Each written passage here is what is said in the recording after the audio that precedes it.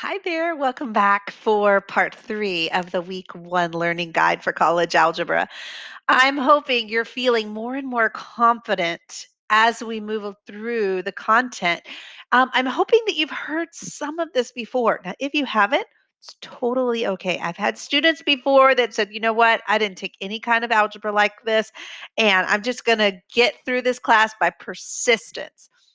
That is admirable. And I'm going to tell you, you can do it. I've had students do it before.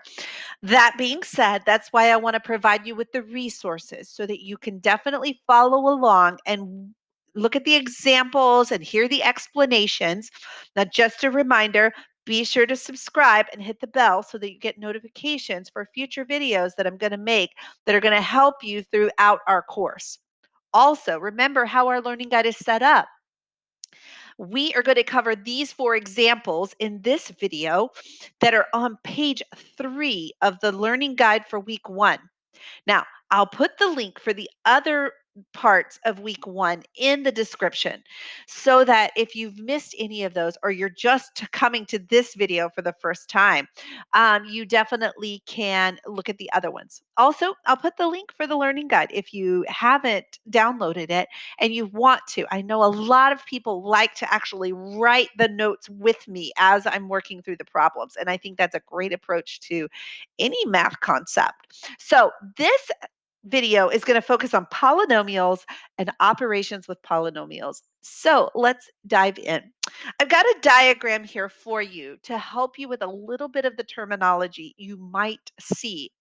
Now, when we look at a polynomial, which just simply means some terms that are added together or subtracted, we have things that are called degrees. Now, degrees are the exponents here. The highest exponent is called the degree of the polynomial. So in this example, the degree would be 3. We also have the coefficients. Those are the numbers in front of the variables. And the leading coefficient is the coefficient of the term with the highest degree.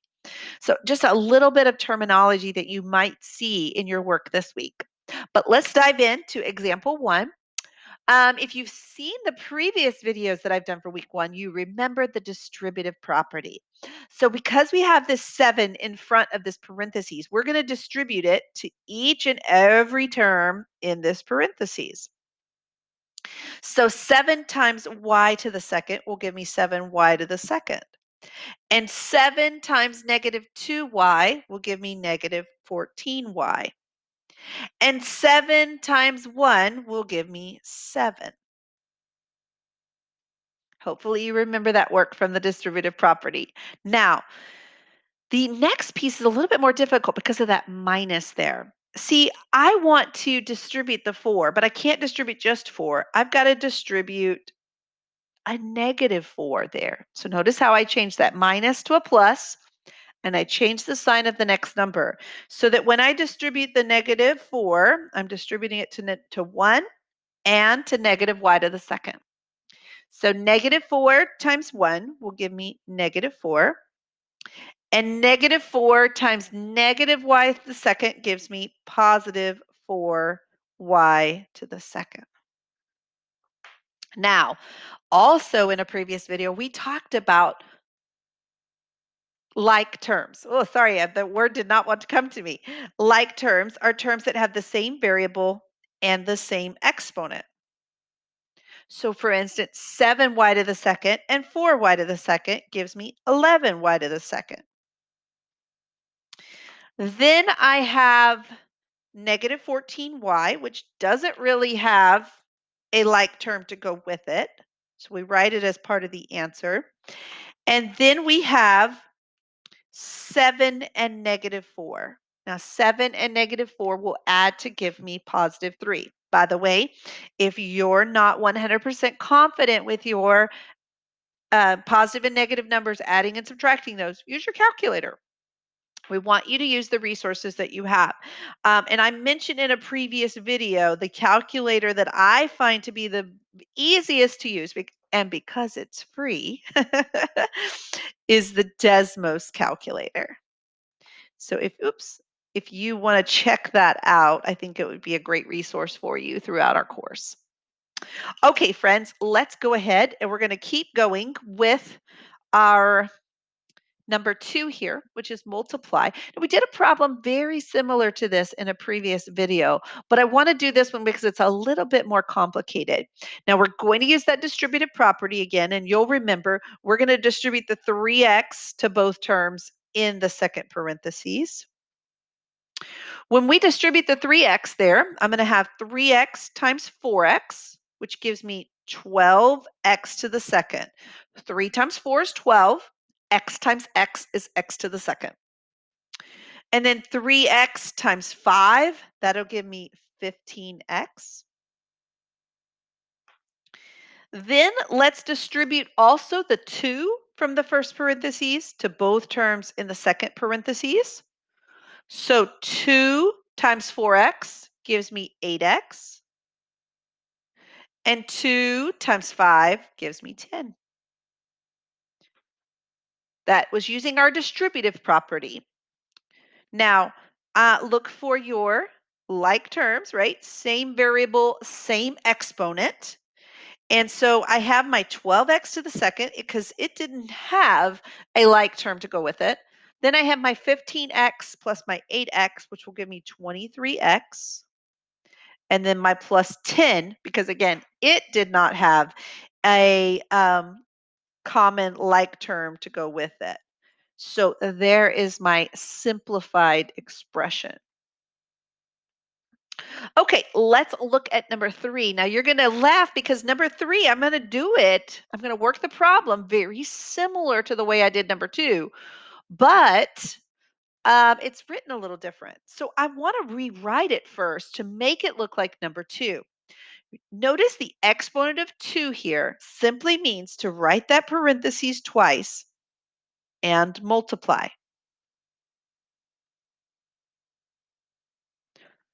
That's all it really means. So I would encourage you to rewrite it like this with the 2 parentheses so you can see that distributive property. And I think it's going to help you along the way. So let's distribute the 2x to both terms. So I have 2x times 2x, which is 4x to the second. Remember, 2 times 2 gives you 4. X times x gives you x to the second. Then you have 2x times negative 3y.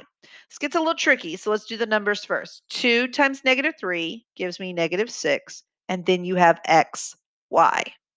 So you just write the xy beside the negative 6. Okay, now let's distribute the negative 3y.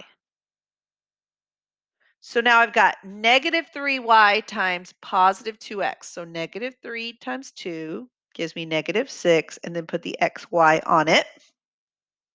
And then negative 3y times negative 3y. So negative 3 times negative 3 is positive 9. Y times y to the second. Okay, now look for your like terms. Looks like I've got a negative 6y and a negative 6y. So I've got 4x to the second.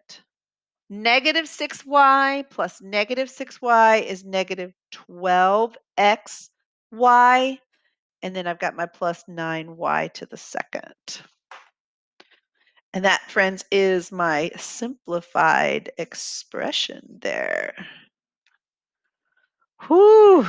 Okay, that remember, it's just distributive property, though. We don't really have to work through.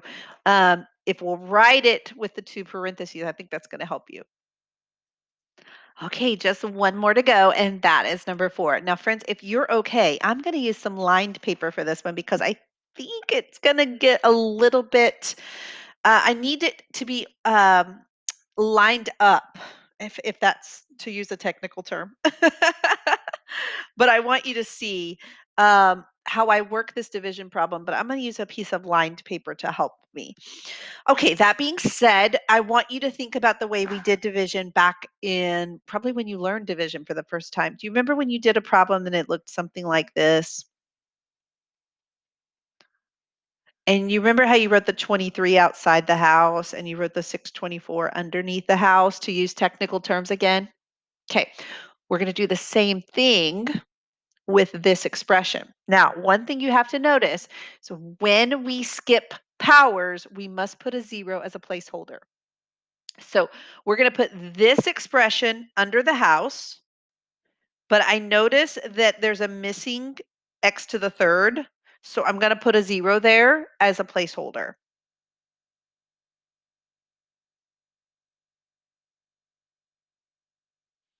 Okay. And then I'm going to put the x squared plus 6 out here as outside the house, but I also want you to see that we skipped a power there. So I have to put a placeholder in it too. Okay. Now I'm using the line paper because I needed space. Okay, so again, I'm going to talk you through the way we used to do division when we did numbers. I'm going to have to do the same thing here. Okay, so I'm going to ask myself, what times x squared would give me 5x to the fourth? Well, that would be 5x to the second because I'm missing, right? There's 4 of them and I need 2 more. So 5x to the second. I line that up on top of the x to the second term. I'd line it up with the same power. Now let us multiply. Okay. 5x to the second times x to the second would give me 5x to the fourth. And 5x to the second times 0x would be 0x to the third. And 5x to the second times 6 would be 30x to the second. Now remember, after you multiplied, when you used to do division this way, you subtracted, right? In algebra, subtraction gets really complicated. So what I do instead is I change it to addition and I go through and I change all of these signs. So that was a positive, I'm gonna change it to a negative. That's a positive, I'm gonna change it to a negative. Makes it a little bit easier if I do the addition by changing the sign. And now we add, right? Well, look at what happens. These go away. That's by design. That's by the way we set this up that that would go away. But these go away as well. Okay, so now we're going to add negative 8x to the second plus negative 30x to the second would give me negative 38x to the second. I'm just skipping a line to create some more space. Okay, now, if you remember from this way of dividing, we bring down. Okay, now I have one term here and I have 3 out here. So I've got to bring down 2 more.